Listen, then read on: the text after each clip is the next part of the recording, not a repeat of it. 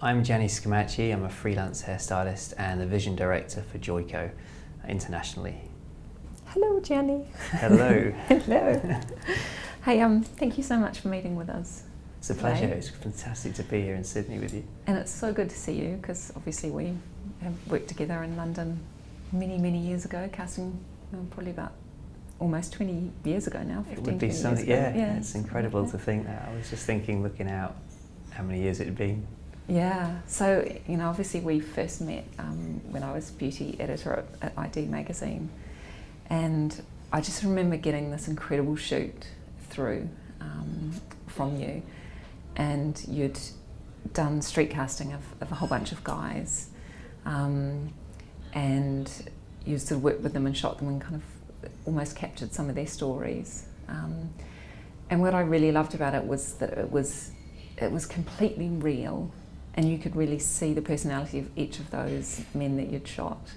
But then the styles were all done with a real kind of an edge, and they all had something interesting and dynamic in each image. I think you've pretty much put a fine point on that. Yeah, I remember that. That was quite a long time ago, and I remember doing it. And when you'd written the piece, it was. I think the writing really. It just resembled exactly what I was trying to portray visually, and I think that's as you just described. I think that's it. I'm fascinated by people as much as I am about hair, and I think that as I've evolved and developed from those days, I think they both are hand in hand, and I think for me, capturing the truth of who someone is and who they really are from the inside is more fascinating to me than seeing the superficial outside, and there's nothing wrong with that. But for me, I'm more curious about the person and what makes them tick. And I suppose in a way, I try to use consultation skills and intuitive patterns of behaviour to sort of get that from someone, and then translate it into what I do with the hair. And it always generally has a slight twist. I think I'm attracted to sort of more quirky people. My mum once said, "You attract your own clients." I think I must be mad.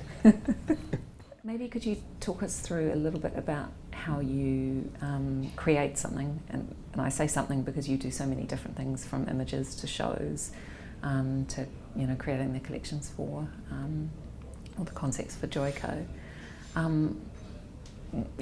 What's the process? I imagine it's quite long. Yeah, it's interesting. It varies, but I think what I tend to do is my creativity stems from my emotional state, and so I'm very emotionally driven, and I tend to find. Really? You're Italian? You surprise me. I know, shocker, isn't it? Yeah. It's the emotional state that really drives me, and I think it's about, for me, it's really a right hand side of the brain situation, and it's about a feeling. So what I tend to do is I use music, incidentally, to manipulate my emotional space. So sometimes I'll go into the studio where I have in London at night, and mainly my ideas for some reason come at night. I don't know if it's something to do with other people are in bed and I'm still awake working. Yeah, it's a completely different wavelength, isn't it? It is. I've had it since school. I could only ever revise at night for some reason as well. It was like this whole thing about at night, and it's frustrating because I can be going to bed myself and something will come in and I can choose to ignore it or pay respect to it and then have to get up and record it in some way. Often that is just a nucleus of an idea, unlike a musician possibly, or a poet who can then just scribble out the verse or the tune. Mine isn't quite as developed at that stage as that. It's just an idea, or it's just it's a link in a chain. So what I'll do is I'll go into the studio and I'll put music on. Classical music and film scores generally will put me in a space, and I'll wait for something to come, and it often doesn't, but when it does, I tend to then run with it. And I think without getting, it's really hard to quantify creativity, Yeah. as I know you're aware. But I think for me, it's I try, in some respects, I get into a euphoric state, and I try to imagine and just let my mind go free, and almost sort of just there's no limits, and see where it goes. And often, the next day, I test the idea. I always think if you have an idea and you test it when you're what I call in a sober state, Yeah. you know, and sometimes think, what was It's so that? true. Yeah, what the heck was I thinking? Yeah, and they all go by the wayside. But I think you have to go through them to get to the gems, you know. Yeah, And the gems are not that often with me, but when they are, I do try to hold on to them as much as I can. So, yeah. Can you tell us a little bit about what it was like going to train at Sassoon? Were you 18 when you? Yeah, I was 18 when I was. And then, you know, how that changed your craft, because obviously you had come through a family of hairdressers and barbers, and you'd just been in that industry for, you know, so much, well, probably all of your kind of life that you could remember. And you really earned your way up the ranks, but then going down to London and sort of going to the Sassoon School at 18, I wonder how that changed your thinking and maybe set you off in a different direction. I think that we were just encouraged. I certainly took it on, and I think, you know, you could use it as much as you wanted. So some people took it further, some people didn't. But we were always encouraged to push the boundaries of ourselves in terms of our creativity.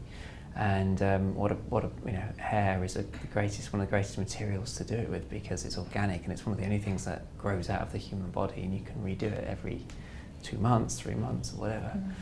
And so for me, it was a discipline that I got from that. I suppose the way I see things, which is slightly sort of maybe different and unusual, probably comes from my own personal point of view. And maybe I definitely have influences from within the Sassoon of some incredible artists and haircutters and colourists, actually. I grew up with and had as mentors, and so I've probably had one of the most privileged upbringings, as far as I'm concerned, in hairdressing. I mean, there are so many different avenues one can take, but I wouldn't swap mine. Yeah. So tell us why you're here in Sydney and what your role as vision director for Joco entails. Yeah, well, it's great to be here in Sydney. I mean, it's a boyhood dream to always come to Australia, and it's the second time I've been here. And yeah, I'm here on behalf of Joco. I'm the vision director. The job that I do, the role that I play, sort of is far wider than just hair. I've sort of designed stages, lighting, for events, through to management consultancies, to strategies about building teams, putting into place educational plans and concepts, through to art directing, training manuals and brochures, all manner of anything that's really visual, really, and that's sort of trying to see a step ahead of the next step, is what I'm interested in doing. And so it's a fantastic company to work for, and they give me the autonomy to be able to create and pursue some of the ideas that I have, which is crucial, and they are best kept secret, I think, in terms of products. And I like the fact that they're really open for new ideas, and that really attracted me to join and come on board and do it. We have a really exciting creative team, 2 members of which I've brought on board to Sydney with me. And the reason I'm here is it's a new concept that I've created for them, called Salon Ideas. And Salon Ideas is a 360-degree kind of concept which targets consumer, salon owner, salon stylist, the distributor and the brand themselves, so everybody kind of wins within the process. And it's designed really to be very relatable, and it's what I would call it's kind of like the Apple of Joico.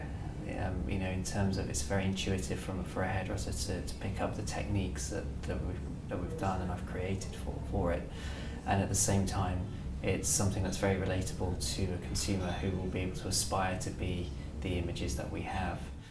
360-degree concept, so you know there's you know, there's a business side to it, and there's a creative side to it, and you know, we're here in Sydney because we've got the cream of the crop of the creative team from Australia and New Zealand and South America and North America to take on board the concept and spread it through the markets. I'm here just to make sure that this message gets delivered into from the Pacific Rim area and South America and all the other territories in a way that inspires and educates the hairdressers to improve themselves and raise the standards, and in turn command the respect that I think hairdressers deserve on a global scale, because I think that we don't at the moment. And for me, I'm really passionate that hairdressers revalue themselves, and then they can project that into society, because I think hairdressers have such a high social standards. They fulfil such a high social function, really. And for me, I think it's important that it's not the public that need to believe in it. I think it's the hairdressers themselves.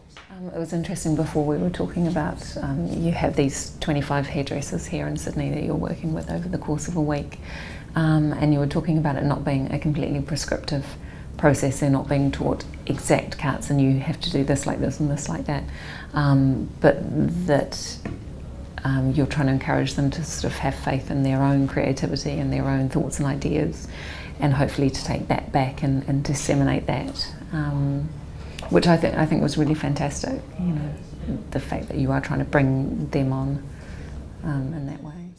To see them go out and pass that on and develop and grow gives me a tremendous high. You know, it's incredible to see that, and it's so nice to share. I think it's just a sharing process. I think, you know, we have so much social media where we share messages and share Facebook and share things, but to do something in real time where you're physically giving someone a skill and a trade and they can pass that on, it's really fulfilling.